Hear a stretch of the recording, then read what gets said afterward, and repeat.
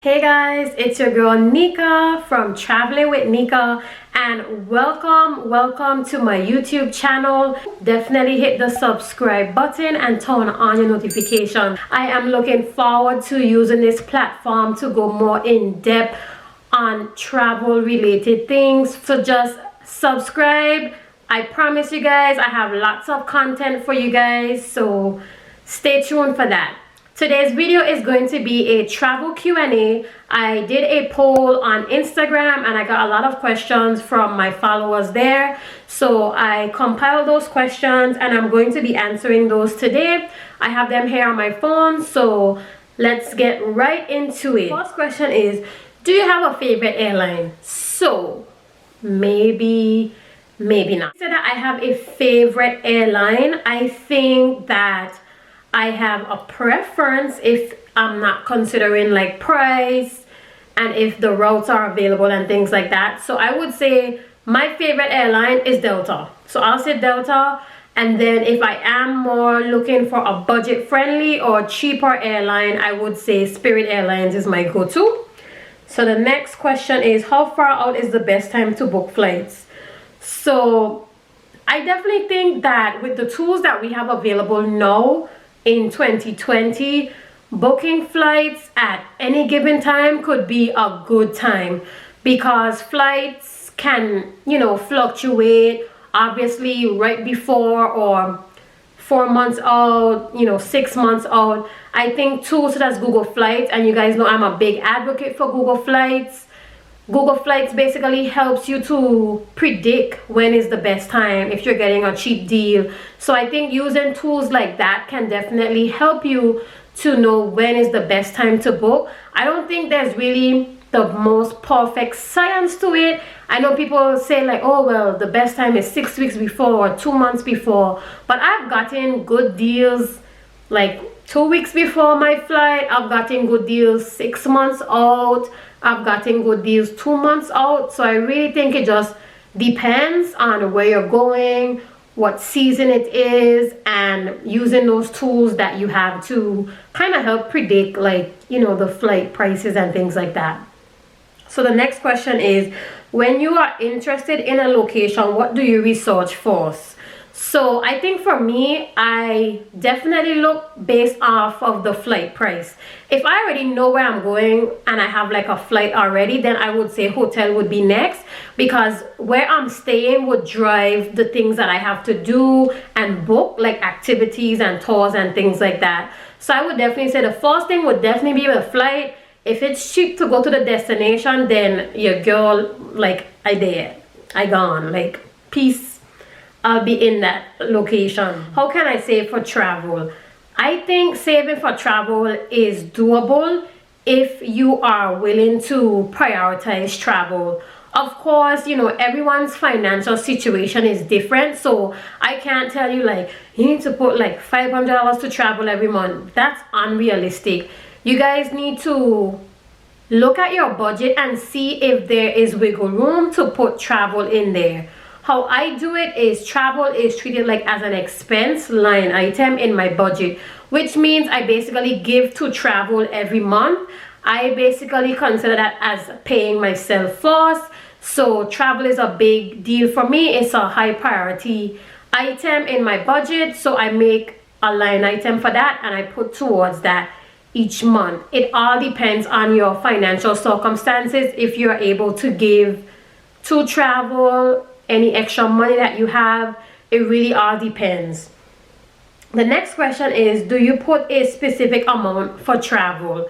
So I definitely think that, I think it depends for me. Like some months I may put the same amount. If I know like I have a bigger trip coming up, I may put like a little extra. So I won't really say that I have a set amount or a set percentage, but if it can differ for me. It really depends. The next question is, I'm in school and I want to travel too. So when I was an undergraduate, one of the first things I did was I joined a lot of different organizations, and joining those organizations and being a part of like the e-boards and stuff, I was able to travel to different places while I was in school. To like the flight, when it came to or the bus when it came to the hotel and things like that, those were covered by my organization. So, and I've even gotten trips where they covered like my food for that time because it was like a conference, for example. So I definitely think that as students, you guys need to take advantage of joining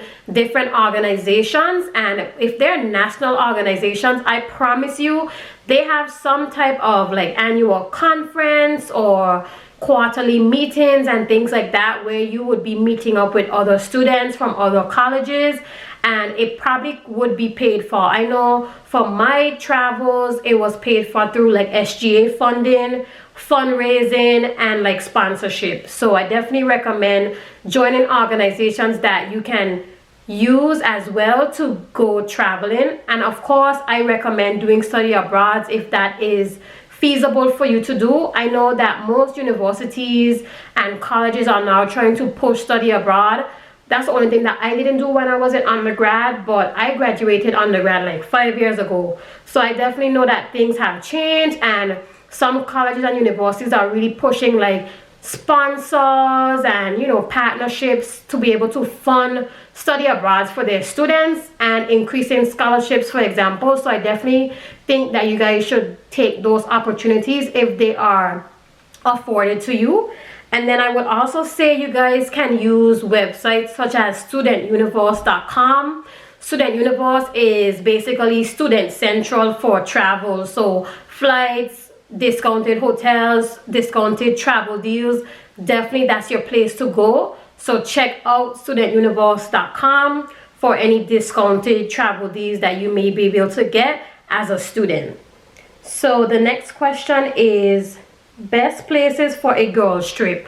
So I definitely think that anywhere could be great for a girls trip. I've done girls trips on a cruise where we went to like Mexico, Cuba. I've done girls trips where I travel domestically in the States. So for example, I have an upcoming girls trip. I won't disclose the location just yet, but if you're following me on Instagram, you will know the location shortly.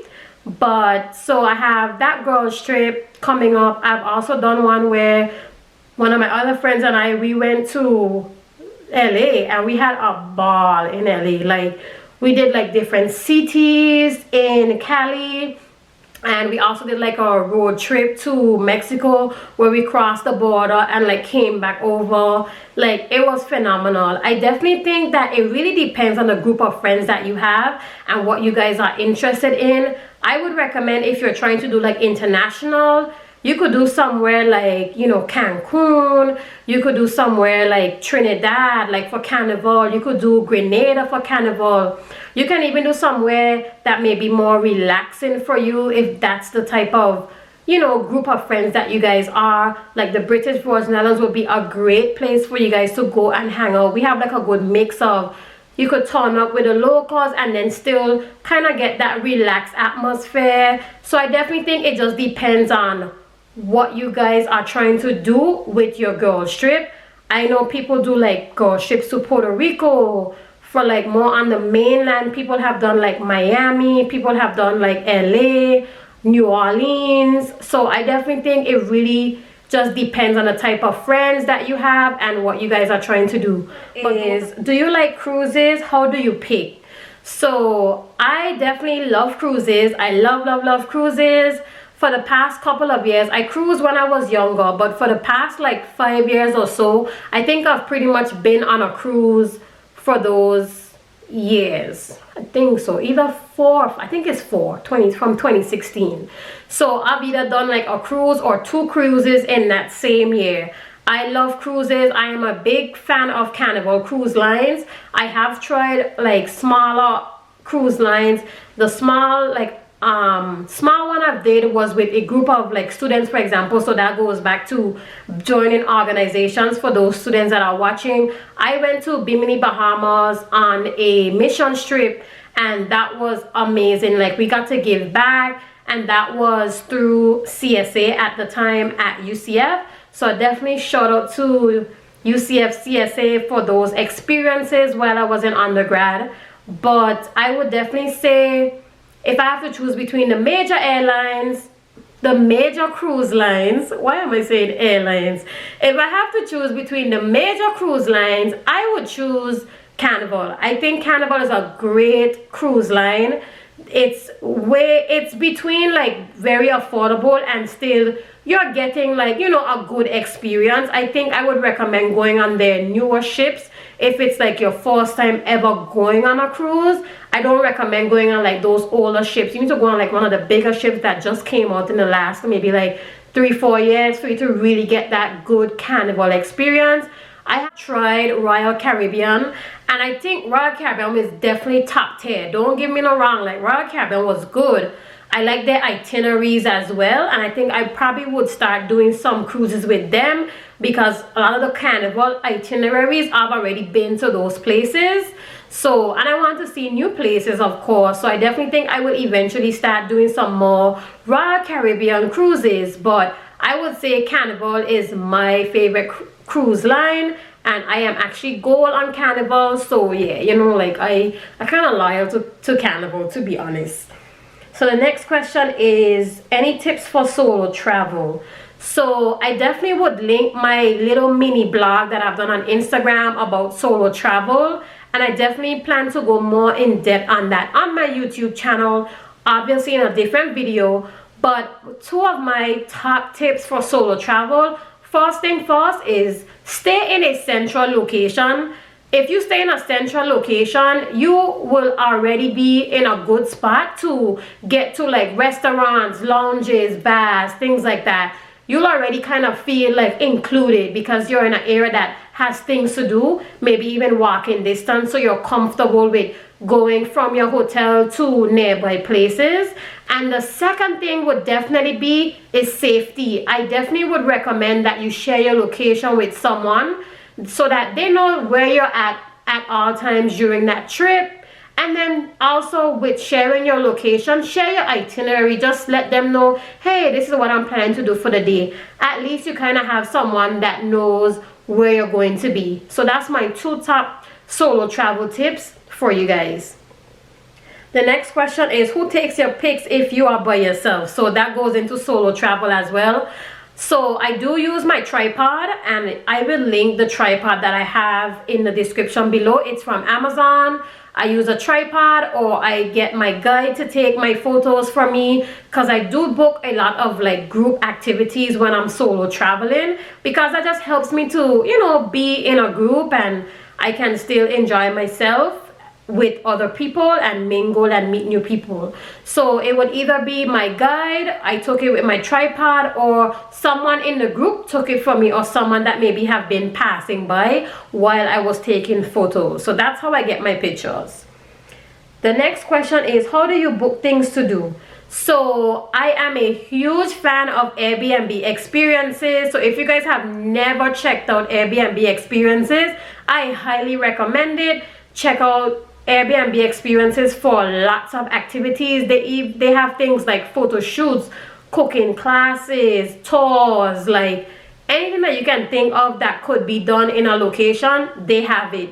And you may be surprised at the things that they have available there, because these are all ran by locals in those places. So you kind of get like that local feel and a local touch to maybe your tour, or it might be a photography session or anything like that. So I definitely recommend Airbnb experiences, but you can also check websites such as TripAdvisor, Groupon, Viator. Those are also good options as well that I utilize to book things to do.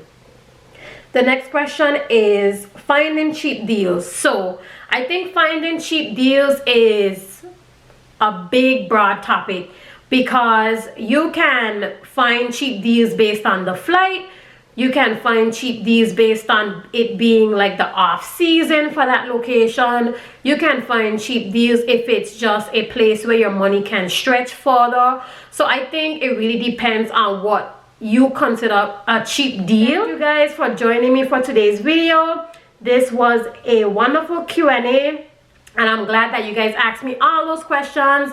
Definitely, if you have any more questions, comment below or send me a DM on Instagram. But until then, see you guys on the next video. Bye.